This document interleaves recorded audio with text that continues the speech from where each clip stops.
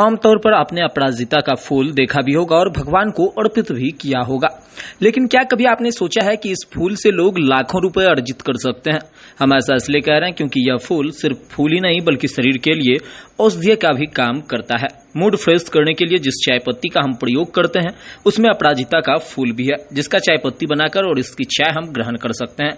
यह हमारे मन के साथ साथ हमारे स्वास्थ्य को भी ताजा रखने का काम करता है। हम ऐसा इसलिए कह रहे हैं क्योंकि बिहार के भागलपुर के रहने वाले मनीष सिंह ने इस फूल से ब्लू टी तो वहीं अड़हुल फूल से रेड टी का निर्माण किया है। दरअसल यह फूल पूर्ण रूपेण चाय पत्ती की तरह ही उपयोग होता है। जिस तरीके से आप ग्रीन टी पीते हैं उस तरीके से आप इससे ब्लू टी और रेड टी बनाकर पी सकते हैं।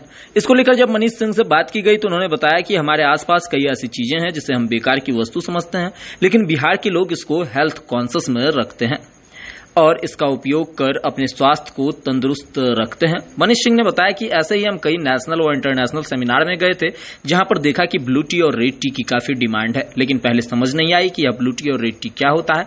लेकिन जब हमने इस पर रिसर्च करना शुरू किया तो पता चला कि हमारे घर के साथ साथ जंगल में उगने वाले अपराजिता फूल से ब्लू टी का निर्माण किया जाता है, तो वहीं माँ दुर्गा को अर्पित होने वाला गुड़हल या अड़हुल के फूल से रेड टी बनाया जाता है। तभी हमने इसका निर्माण शुरू किया और अब बाहर भेजने की तैयारी चल रही है।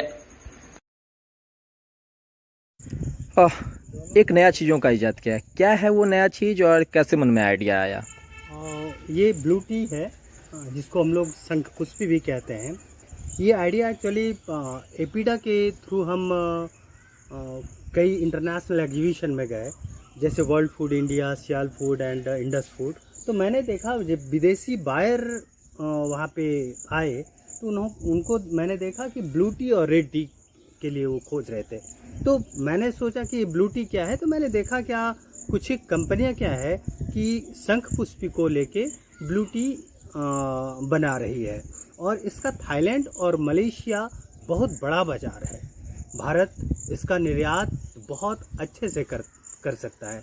हम बिहार के किसानों को या यूपी के किसानों को या अनेक जगह के किसानों को ये आपके माध्यम से बताना चाहेंगे कि ये है आम चीज़ ये, लेकिन ये आम आपको बड़ी खास बना देगा जब आप इसके निर्यात में भिड़ जाएंगे, जब इसको आप अच्छे से तैयार करेंगे।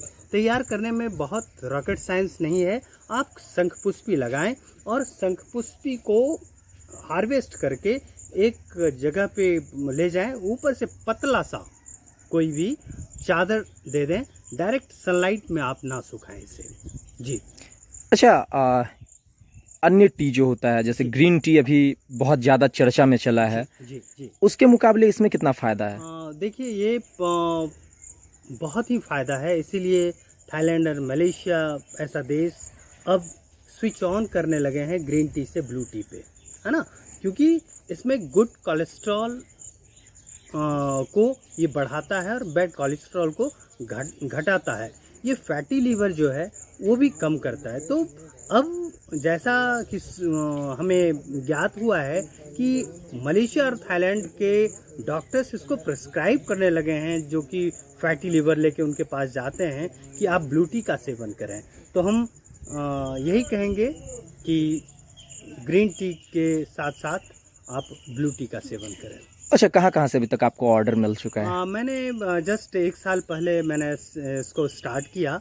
मैंने इसे एक बायर हमें मिले जो बेंगलोर के मिले और एक पुणे के, जिनको मैंने थोड़ा थोड़ा सैंपल्स भेजा है और उम्मीद करता हूँ वहाँ से जब ऑर्डर आएगा तो हम इसकी उत्पाद बृहत रूप में करके उस ऑर्डर को मैं दे पाऊँ। अच्छा, आप कह सकते हैं कि फूल का उपयोग मतलब अच्छा खासा आमदनी दे सकता है? जी जी जी, बिल्कुल।